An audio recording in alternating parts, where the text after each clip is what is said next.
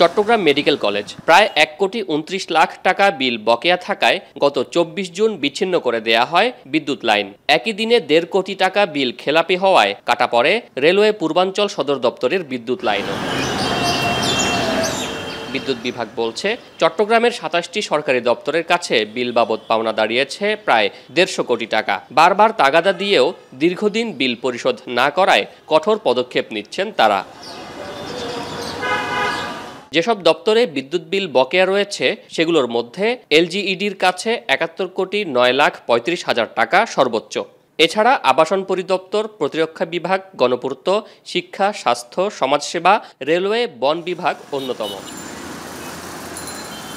বকেয়া বিল সবচেয়ে বেশি স্থানীয় সরকার বিভাগের প্রতিষ্ঠানগুলোর কাছে। স্থানীয় সরকারের বিভিন্ন প্রতিষ্ঠানের কাছে পাওনা প্রায় ৭১ কোটি টাকা। বাজেট স্বল্পতা সহ পুরনো বকেয়া পরিশোধে গড়িমসি এ বকেয়ার প্রধান কারণ। পিএস বিলগুলো শোধ করার জন্য কোটি কোটি টাকা, কারণ এত টাকা তো আমি একসাথে দেওয়া সম্ভব নয়।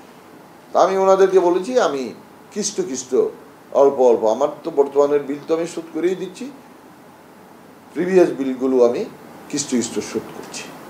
বিপুল বকেয়ার কারণে বিপাকে পড়তে হচ্ছে বিদ্যুৎ বিভাগকে, কারণ বিভিন্ন বেসরকারি প্রতিষ্ঠান থেকে বিদ্যুৎ কিনেই তা সরবরাহ করতে হয়।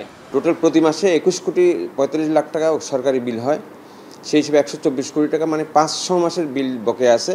তো আমি আশা করতেছি আমরা জুন মাসে অনেকে টাকা দিয়ে দিয়েছে, আশা করি কমে আসবে। তবে সরকারি পুরো টাকাটা পাওয়া যাচ্ছে না, কোথাও কোনো প্রতিষ্ঠান থেকে পুরো টাকা পাওয়া সম্ভব হচ্ছে না। অনেক দপ্তরই বকেয়ার জন্য বাজেট স্বল্পতাকে অজুহাত দিচ্ছেন, কিন্তু সরকারি দপ্তরগুলোর ঝকঝকে সাজসজ্জার সাথে বাজেট স্বল্পতার অজুহাতকে বেমানান বলছেন বিশিষ্টজনরা। এজন্য নিজেদের অনীহা আর উদাসীনতাকে দায়ী করছেন তারা। অর্থের কোনো ঘাটতি নেই, এটা হচ্ছে সদিচ্ছার অভাব, এবং আমজনতা তো দিতেই হবে, কারণ আমজনতা হচ্ছে তাদের জীবন, তাদের অবস্থান, তাদের মর্যাদা একেবারে তৃণসম। সরকারি প্রতিষ্ঠানের এমন বকেয়া নিয়ে প্রশ্ন তৈরি হয়েছে জনমনেও। যেখানে গ্রাহকের বিদ্যুৎ বিলের বকেয়া হলেই সংযোগ বিচ্ছিন্ন হচ্ছে, বাড়ানো হচ্ছে বিদ্যুতের দাম, প্রিপেড মিটারে অগ্রিম টাকা পরিশোধ করে কিনতে হচ্ছে, সেখানে সরকারি দপ্তরগুলোর এমন বিপুল বকেয়া কেন, প্রশ্ন সাধারণ মানুষের। সবাই বিদ্যুৎ বিল দিবে, সবাই দিবে, কেউ দিবে না, কেউ দিবে না, এটা তো হতে পারে না। কি কারণে বাকি আছে এগুলা তদন্ত করাটা খুবই জরুরি।